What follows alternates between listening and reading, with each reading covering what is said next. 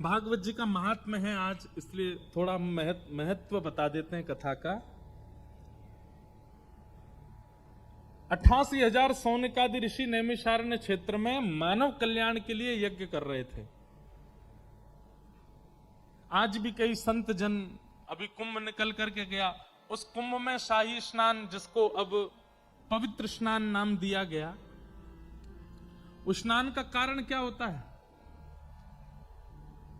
हम सबकी ओर से इतने सारे महत्पुरुष स्नान करते हैं संगम त्रिवेणी में, और उनके स्नान से हमारा कल्याण होता है। संत जनों ने सदैव अपने कल्याण के लिए वो कुछ नहीं करते, उनका तो घर नहीं, परिवार नहीं, बच्चे नहीं, वो किसके कल्याण के लिए करते हैं? हम सबके लिए।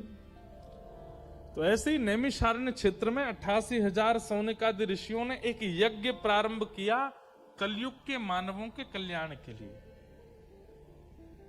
लेकिन उस यज्ञ से मानव कल्याण हो नहीं रहा था। तभी वहां पर सूत जी का आगमन हुआ, और सूत जी ने कहा, भैया यज्ञ से कल्याण सतयुग में होता था, त्रेता में भी होता था, द्वापर में भी होता था, पर कलयुग में यज्ञ से कल्याण तब होगा जब यज्ञ को ही वचन के रूप में सुनाया जाए। यहां श्रोता बैठकर के सुने और वक्ता बैठकर के केवल सुनावे, ज्ञान यज्ञ यदि किया जाए तो मानव कल्याण होगा। व्यक्ति से आप कह दो कि बा बैठ जाओ हवन कुंड के पास में जाकर के स्वाहा करो, प्रैक्टिकली तो वो कर देगा, लेकिन उसको थ्योरेटिकली नहीं पता कि वो कर क्या रहा है, उसका कारण क्या है। थ्योरी पता होना बहुत जरूरी है। इसलिए कलयुग में कल्याण का साधन सब कुछ है, पर उससे पहले कथा है। यदि आप कथा बिना सुने यज्ञ में जाते हैं, बिना कथा सुने तीर्थ जाते हैं, बिना कथा सुने कुंभ जाते हैं, बिना कथा सुने कुछ भी क्रिया करते हैं पुण्य की, आपको लाभ उतना नहीं मिलेगा। क्यों? क्योंकि आप उस विषय को समझ ही नहीं पाए, सीधे वहां पहुंच गए। इसलिए ज्ञान यज्ञ बहुत आवश्यक है। सूत जी महाराज ने कहा कि भैया आपके प्रश्नों के उत्तर में हम आपको भागवत की कथा सुनाएंगे। तब सौनकादि ऋषियों ने कहा, यह भागवत की कथा है क्या? क्यों सुनी जाती है? किसने किसको पहली बार सुनाई? कृपा करके इसके बारे में हमें बताओ। तब सूत जी महाराज बोले, सबसे पहले ये भागवत की कथा सनक सनंदन सनातन सनत कुमारों ने नारद जी को सुनाई। भगवान का प्रथम अवतार है। 24 अवतारों में सबसे पहला अवतार भगवान का कौन सा है? सनक सनंदन सनातन सनत कुमार। ये 4 रूप हैं, पर एक ही अवतार माने जाते हैं। इनको सनत कुमार कहा जाता है। सनत कुमारों ने भागवत की कथा श्री नारद जी को सुनाई। सौनकादि ऋषि कहने लगे, नारद जी तो एक जगह स्थिर होकर बैठते नहीं है, फिर 7 दिन उन्होंने कथा कैसे सुन ली? कृपा करके हमको विस्तार से बताइए। और इस कथा को सुनने से नारद जी को लाभ क्या हुआ, कृपा कर वो भी बताइए।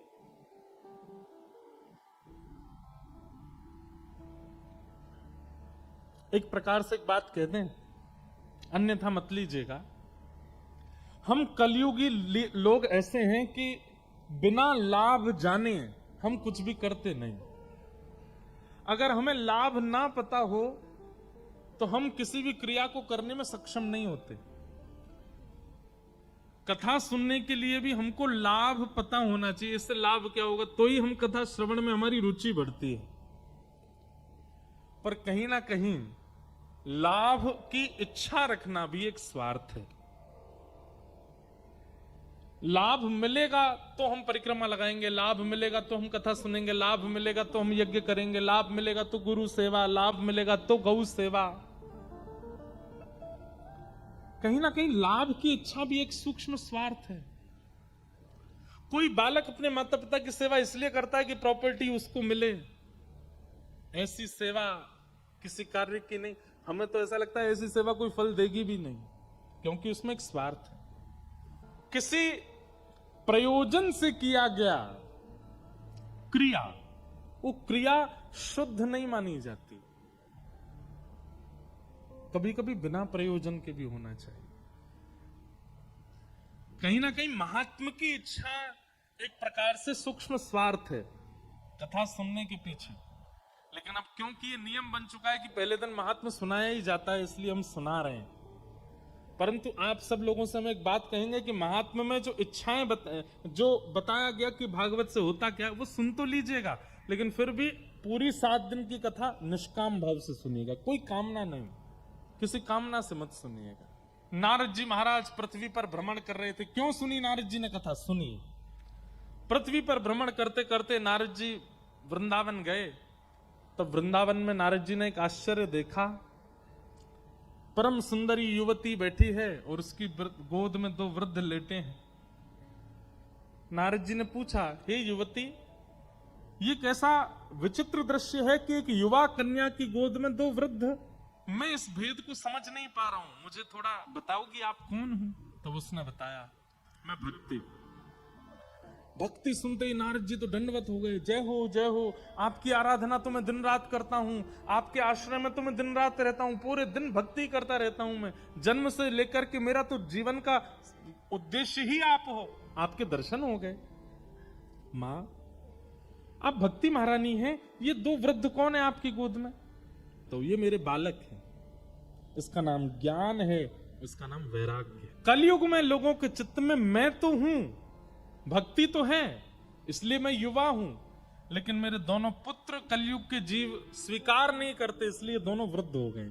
एक बात याद रखिएगा बंधुओं, भक्ति अगर बहुत सरल स्वभाव वाली आपके चित्त में है तो केवल भक्ति से आपका कल्याण हो जाएगा। समझिएगा, लिखने वाली बात बोल रहे हैं हम। मन में चतुराई नहीं है, मन में छल नहीं है, मन में कपट नहीं है, मन में ईर्ष्या नहीं है, द्वेष नहीं है, राग नहीं है, काम नहीं है, क्रोध नहीं है, तो अकेली भक्ति ही आपको भगवत प्राप्ति करा देगी। आप अत्यंत सरल हो, सहज हो, और हमारी ब्रज की भाषा में कहें तो भोंदू हो, तो अकेली भक्ति आपका कल्याण कर देगी। लेकिन तनिक चतुराई यदि चित्त में है, तनिक काम यदि चित्त में है, तनिक लोभ यदि चित्त में है, तनिक ईर्ष्या यदि चित्त में है, तो ज्ञान और वैराग्य का संग आपको करना पड़ेगा, तब भक्ति कल्याण करेगी, नहीं तो नहीं।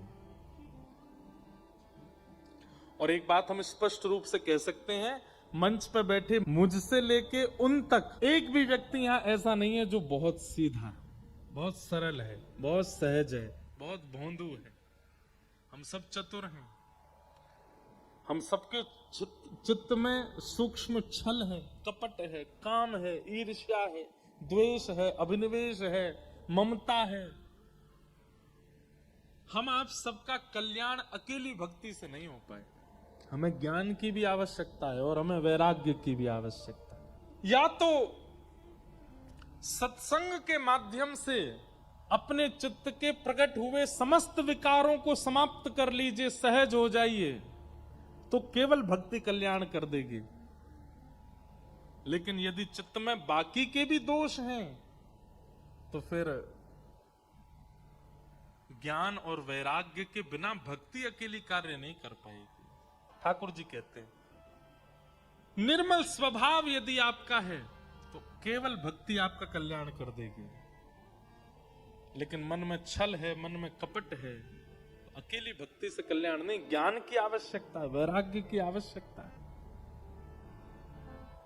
सरलता, सहजता, निर्मलता, ये चित्त में जितनी ज्यादा व्याप्त करेंगे, भक्ति उतना जल्दी कल्याण करेगी। जितने ज्यादा आप चतुर बनते जाएंगे, जितनी ज्यादा छल कपट ईर्ष्या चित्त में प्रकट होगी, उतना आपको ज्ञान और वैराग्य की आवश्यकता पड़ेगी अपने कल्याण के लिए। नहीं तो भक्ति केवल पर्याप्त है। भक्ति महारानी ने कहा, ये 2 मेरे पुत्र हैं और लोगों में भक्ति तो है, ज्ञान वैराग्य नहीं, इसलिए कल्याण नहीं हो रहा है। ये दोनों वृद्ध हैं। तब नारद जी महाराज भ्रमण करते हुए बद्रीनाथ गए और बद्रीनाथ जाकर के उन्होंने संत कुमारों से कहा कि ज्ञान वैराग्य की वृद्धता दूर करने का कोई साधन बताइए। तब सनत कुमारों ने कहा, श्रीमद् भागवत की कथा कराओ, उसी से कल्याण होगा। भागवत की कथा हुई और उस कथा में जैसे ही भक्ति महारानी अपने पुत्रों के साथ आई, ज्ञान और वैराग्य की वृद्धता दूर हो गई, दोनों ज्ञान और वैराग्य युवा हो गए। भक्ति महारानी नृत्य करने लगी, बोलो भागवत महापुराण की जय। तो भागवत जी से क्या होता है? भक्ति तो हम सबके चित्त में है, पर ज्ञान और वैराग्य ये दोनों जो वृद्ध हो गए हैं चित्त में, ये फिर से युवा हो जाते हैं, फिर से श्रेष्ठ हो जाते हैं। आप लोग अनुभव करेंगे अगले 7 दिनों में आपकी निद्रा भी कम हो जाएगी, आपका भोजन भी कम हो जाएगा, आपका तामसी खाने का मन भी नहीं करेगा। अगर प्याज लहसुन आप खाते भी होंगे, नहीं भी खाओगे तो भी आपको भोजन में स्वाद आएगा। निद्रा में भी नींद सोओगे, स्वप्न में वृंदावन दिखेगा, पंडरीनाथ दिखेंगे, विट्ठल भगवान दिखेंगे, यमुना जी दिखेंगी, गिरिराज जी दिखेंगे, ब्रज के संत दिखेंगे, रसिक जन दिखेंगे। इन अगले 7 दिनों में ये अनुभव आपको होगा। सिर पर भार ज्यादा नहीं लगेगा, बहुत हल्का हल्का अनुभव होगा, सब कुछ बहुत सरल सहज निर्मल जैसा अनुभव होने लगेगा। जिसको देखोगे उसमें गुण का दर्शन होने लग जाएगा, किसी में भी दोष नहीं दिखेंगे। इसका मतलब क्या है? ज्ञान और वैराग्य दोनों युवा हो रहे हैं चित्त में। सरलता, निर्मलता, शुद्धता, पवित्रता, दीनता, ये सब गुण अब आएंगे और 7 दिन तक आएंगे। आपको यही करना, 8वें दिन से जब कथा विश्राम होगी उसके बाद भी वो सरलता, निर्मलता, शुद्धता, पवित्रता बनी रहे, वो कर्तव्य आपका है।